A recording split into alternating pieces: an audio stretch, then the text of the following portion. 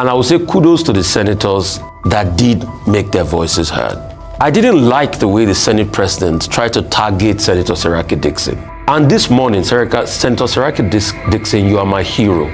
You stood your ground. So we also thank other senators that were not part of the charade. But I wasn't surprised.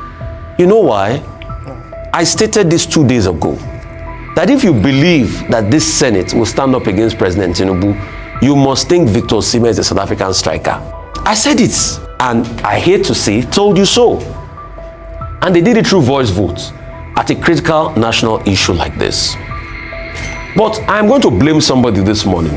I'm going to blame Mr. Peter Obi for most of these problems. And Mr. Peter Obi, this attack is from me to you.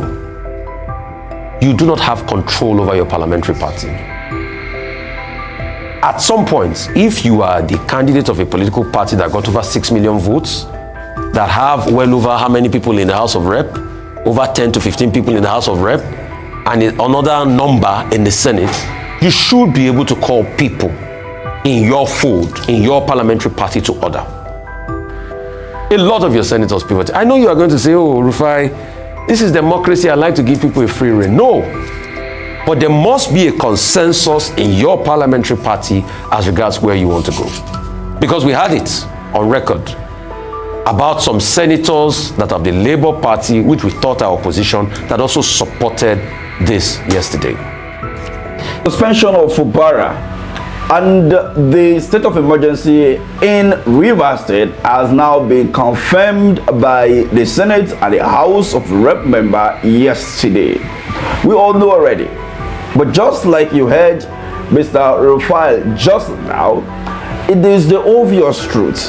Personally, this is politics, and you are not expected to lose guard at any point in time.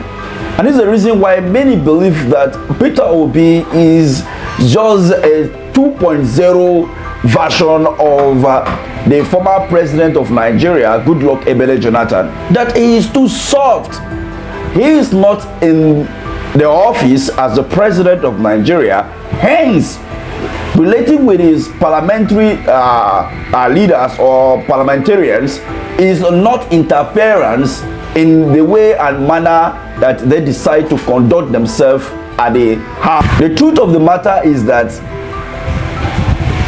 this is politics, and the best you can do is to always checkmate what they are doing at the National Assembly by constantly calling them to order and letting them know the position of the party and the position of Nigerians, and that they should look into it.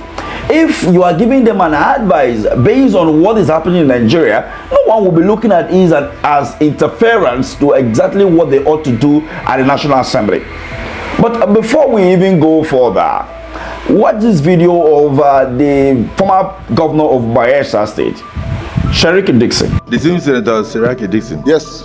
I watch you on television. Mr. President, I have and a point of order for which you have recognized me. Listen to me now. Yes. Let's not argue.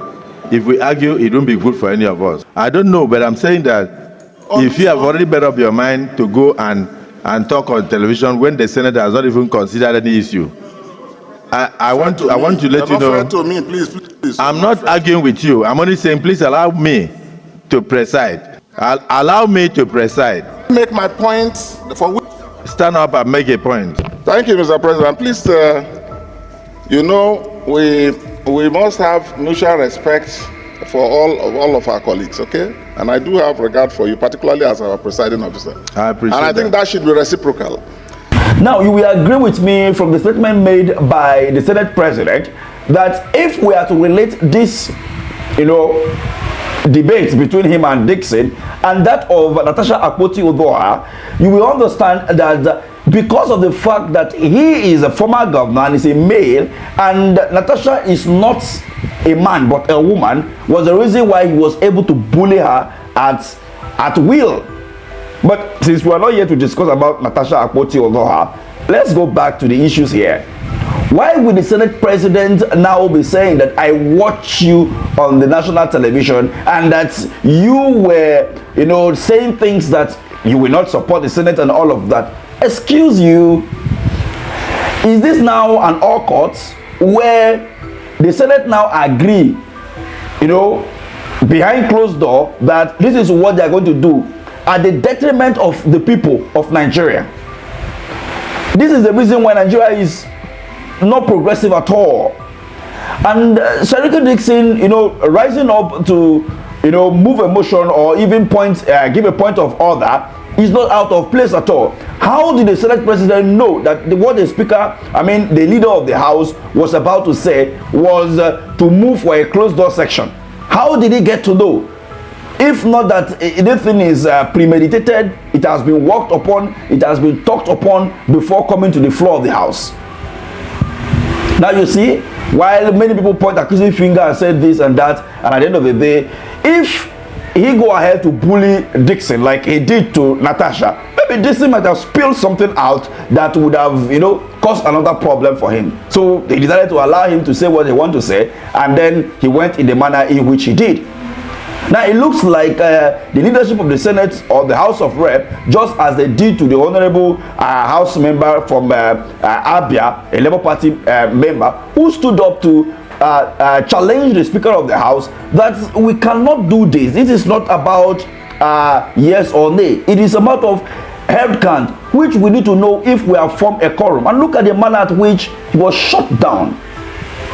Anyway, let me allow you to listen to Ruben Abati on his position to the behavior of Mr. President and that of the newly sworn-in administrator of Rivers State. Vice Admiral retired Ibokete Ibas, we've been told had a broadcast in which he was saying that he will not tolerate any kind of misbehavior, any kind of indiscipline in Rivers State. The same man who a few days earlier said that, he was going to work with all stakeholders. The same man whom we advised to reject the appointment. Now, a number of questions about Ibokete Ibas. They have had their way, but we will have our say. And it is as follows. Now, the impression that has been created now with the appointment of Vice Admiral Ibokete Ibas is that at any point, when there is a problem with this 1999 reinstalled democracy, they will go and call a military person to come and take charge. Now, what is the democratic leadership in Nigeria trying to convey? Namely, the impression that civilians are incompetent, and that when there is any problem, you have to go and look for a retired soldier to come and take charge of the Nigerian situation. President Obasanjo did it in his time, and now President Tinubu has also done it in his time. Number two, with regard to Ibokete Ibas, the Supreme Court, when it ruled that money should not be given to Rivers State, the main argument in that judgment was that, look, you don't have democratic structures in place at that level in Rivers State. And hence, Governor Fubara should represent the budget. A man that is now there in Rivers State as sole administrator, the Constitution of Nigeria does not provide for sole administratorship. If there's anybody who ever read any book on law who thinks it is there, they should tell me. Now we now hear that he will receive allocations. So the Supreme Court that said, the same Supreme Court that said you cannot receive allocations if you are not democratically, in place, is sole administrator Ibokete Ibas constitutionally in place? My answer is no, and I insist on that. The third issue is that this sole administrator, who is going to check him, part of the job of the legislature is to do oversight, to ask questions, to ensure accountability and transparency. Who is going to do that in Rivers State? So when I argue that it looks like both the executive and the legislative functions of Rivers State have been taken over by the Federal Executive Council, a body that is not empowered to do so, I was standing on terra firma. Anybody who argues contrary-wise doesn't know what he or she is talking about. Okay, let us leave that. The president has thanked the National Assembly and that they have acted as patriots, and that he had to take the decision because of collapse of governance, because of threat to federal assets, and because of the risk of widespread violence. The president has the power, and that's why Section 305 uses the word shall to protect the country. But the same constitution does not give him powers to demolish democratic structures, to merge executive and legislative powers and say, oh, I leave the judiciary alone. The National Assembly. We have issues with the way the National Assembly has conducted itself. Voice votes. One lawmaker in the House of Reps, I think his name is Agwocha, what's his name again? Agwocha, a Labour Party member, stood up and challenged the Speaker of the House of Reps and said, look, we should have a head count to know if we have formed a quorum. Now that Labour Party member was told to just sit down, that the attendance register has already taken care of that. We would like to see that attendance register. What is the number of people who were present in the House of Reps, and how was quorum formed? The same thing applies to the National Assembly, which has the House of Reps has a quorum of 230, right? The Senate has a quorum of 73.